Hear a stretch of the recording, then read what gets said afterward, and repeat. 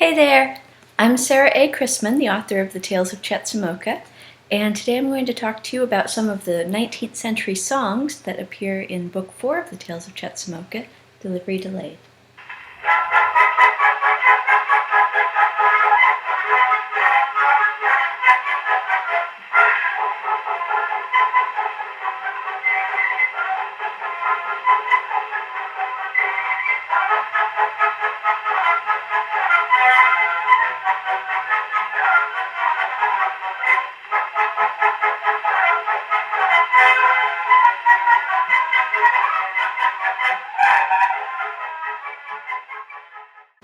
Book 4 of the Tales of Chetzemoka, Delivery Delayed, includes the lyrics from several songs that figure into the plot of the story.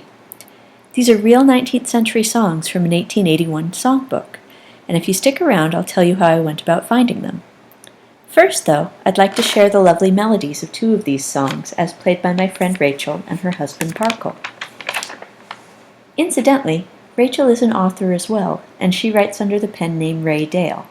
I invite anyone who likes steampunk fiction to check out her blog at raydale.com and to sign up for her newsletter so you'll get updates about her upcoming book.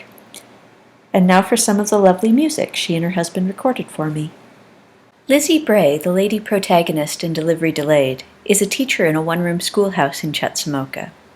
Today's first song, The Golden Rule, is one that her students sing just after she opens the classroom in an early scene.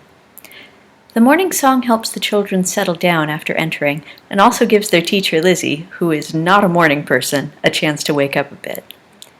This particular piece also reinforces the importance of kindness and respect in a way that is more interactive and engaging than just a simple lecture. As the music plays, you'll see the words on your screen. Feel free to sing along if you want to.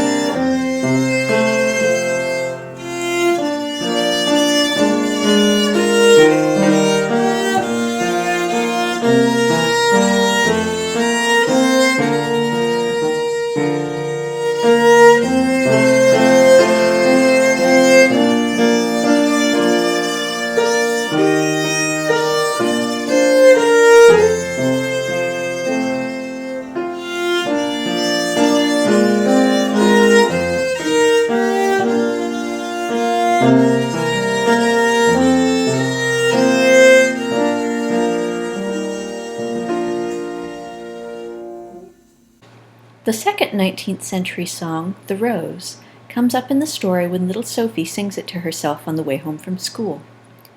On the surface, of course, it's a song about the best of all flowers, which Sophie adores as much as I do. Beyond that, though, this beautiful song tells a story of loneliness overcome by love, which is a major theme of the book.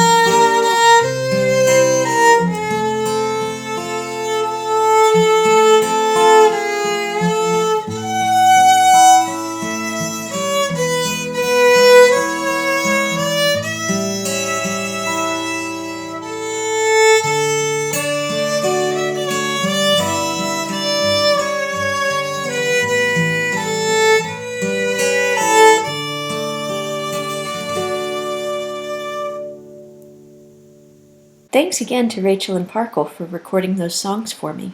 They were just musical notations in a songbook when I found them. As to how I found them, it was part of my adventures in primary source research. I've mentioned in other videos that when doing research for my books, I always prefer to use sources that are actually from the time period I'm writing about. It gives a much better understanding of the period than relying on later sources, which can start to feel like a game of telephone after a while. This increased understanding through the use of 19th century sources adds a level of realism to the stories, which helps you understand the time period better and makes the stories a lot more interesting, because they're more realistic. When I set out to write Delivery Delayed, one of my first steps in research involved acquiring various antique school books like the ones Lizzie would have used in her class. They were an immense help in forming a picture of school life. In many cases, like Sophie's Reading Primer, the class geography book, the health manual, and the 1886 Storybook of Science, I was able to track down antique copies of the books I needed. The school songbook proved more elusive, though, and for that I had to do some more creative research. Back on December 30th of 2019, I posted a video of research tips, and in it Gabriel gave a tutorial on how to use the Google Books Advanced function.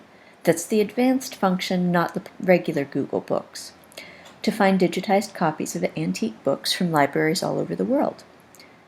By using this tool, I was able to find a PDF of the 1881 edition of the Franklin Square Song Collection, Songs and Hymns for Schools and Homes, Nursery and Fireside. It was the perfect book for Lizzie's class. After I downloaded it, I printed it out, folded it into signatures, sewed them together, and bound it into a physical book that I could read in depth and take notes on. From this, I was able to pick out the songs best suited for my story. As with every book and every creative endeavor in general, there's a lot of work that goes on behind the scenes.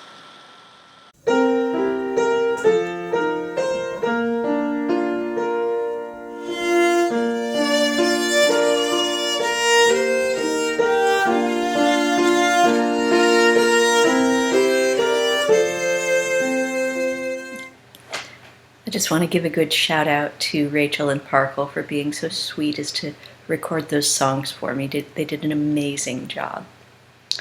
And thank all of you for watching today. I hope you enjoyed this video. If you did, please give it a nice thumbs up, and remember to tell your friends about my books. Happy reading!